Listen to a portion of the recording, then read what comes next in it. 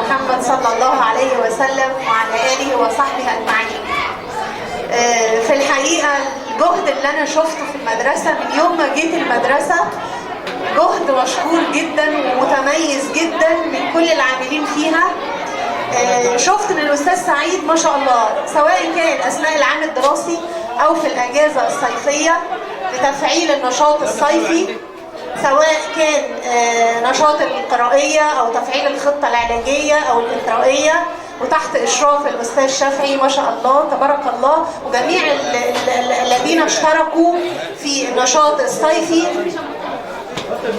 وفي رفع المدرسة والنهوض بمستوى التلاميذ. مش بس كده، أنا لقيت كمان ما شاء الله في النشاط الرياضي، لقيت النشاط الزراعي، لقيت كل الأنشطة هنا مفعلة. بجد المدرسة من المدارس المتميزة جدا والمتفردة، وأنا يعني المدارس اللي أنا بتابعها بصراحة ما شفتش مدرسة زي مدرسة كفر منكاوي.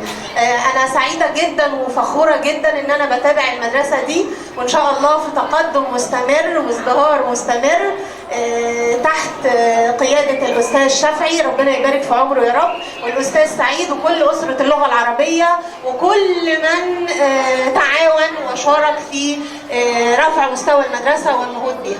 وشكرا لكم، السلام عليكم ورحمة الله وبركاته.